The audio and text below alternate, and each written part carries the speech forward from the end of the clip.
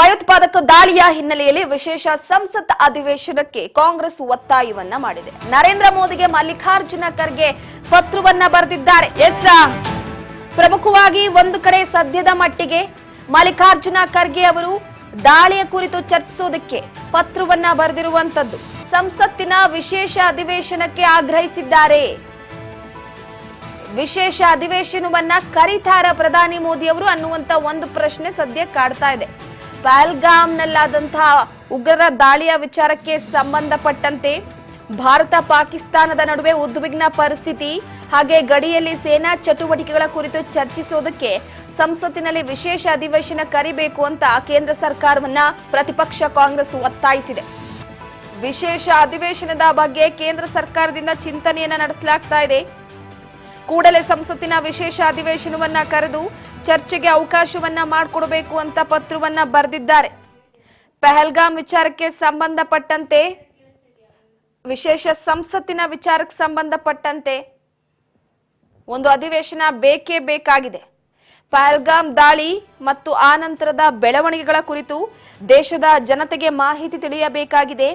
ಜತೆಗೆ ಉತ್ತರದಾಯಕವಾಗಿರುವಂತಹ ಪ್ರಧಾನಿ ಮೋದಿ ನೇತೃತ್ವದ ಕೇಂದ್ರ ಸರ್ಕಾರ ಈ ಕೂಡಲೇ ಸಂಸತ್ತಿನ ವಿಶೇಷ ಅಧಿವೇಶನವನ್ನ ಕರೆದು ಇದರ ಬಗ್ಗೆ ಚರ್ಚೆ ಮಾಡಬೇಕು ಅಂತ ಮಲ್ಲಿಕಾರ್ಜುನ ಖರ್ಗೆ ಅವರು ಪತ್ರವನ್ನ ಬರೆದಿರುವಂತದ್ದು.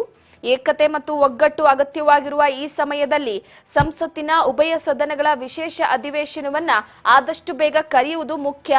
ವಿರೋಧ ಪಕ್ಷವೂ ಕೂಡ ಇದನ್ನ ನಂಬುತ್ತೆ. ಇದು ನಮ್ಮ ಸಾಮೂಹಿಕ ನಿರ್ಣಯದ ಪ್ರಬಲ ಪ್ರದರ್ಶನವಾಗಲಿದೆ ಅಂತ ಮಲ್ಲಿಕಾರ್ಜುನ ಖರ್ಗೆ ಅವರು ಬರೆದಿರುವಂತಹ ಪತ್ರದಲ್ಲಿ ಉಲ್ಲೇಖವಾಗಿದೆ. ಲೋಕಸಭೆಯ ವಿರೋಧ ಪಕ್ಷದ ನಾಯಕ ರಾಹುಲ್ ಗಾಂಧಿ ಕೂಡ ಸಂಸತ್ತಿನ ವಿಶೇಷ ಅಧಿವೇಶನ ಕರೆಯುವಂತೆ ಪ್ರಧಾನಿ ಮೋದಿ ಅವರಿಗೆ ಮನವಿಯನ್ನ ಮಾಡಿದ್ದು, ದೇಶದಲ್ಲಿ ಉಂಟಾಗಿರುವ ಉದ್ವಿಗ್ನ ಪರಿಸ್ಥಿತಿಯ ಬಗ್ಗೆ ಚರ್ಚಿಸೋದಕ್ಕೆ ಸರ್ಕಾರದೊಟ್ಟಿಗೆ ಗಟ್ಟಿಯಾಗಿ ನಿಲ್ಲೋದಕ್ಕೆ ವಿರೋಧ ಪಕ್ಷಗಳು ಬಯಸ್ತವೆ ಅಂತ ಕೂಡ ತಿಳಿಸಿದ್ದಾರೆ.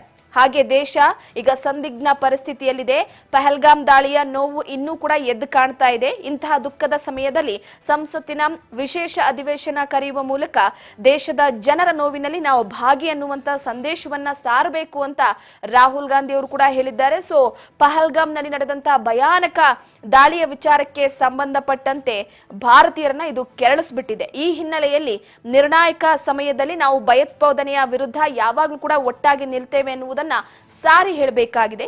ಸಂಸತ್ತಿನ ಉಭಯ ಸದನಗಳ ವಿಶೇಷ ಅಧಿವೇಶನವನ್ನ ಕರೆದ್ರೆ ಈ ಮೂಲಕ ನಾವು ಸಂದೇಶವನ್ನ ಕೂಡ ಸಾರಬಹುದಾಗಿದೆ. ಹಾಗಾಗಿ ವಿಶೇಷ ಅಧಿವೇಶನವನ್ನ ಆದಷ್ಟು ಬೇಗ ಕರಿಬೇಕು, ಇದಕ್ಕೆ ನಾವು ವಿನಂತಿಸಿಕೊಳ್ತೀವಿ ಅಂತ ಪತ್ರದಲ್ಲಿ ಉಲ್ಲೇಖವನ್ನ ಮಾಡಿದ್ದಾರೆ ಮಲ್ಲಿಕಾರ್ಜುನ ಖರ್ಗೆ ಅವರು.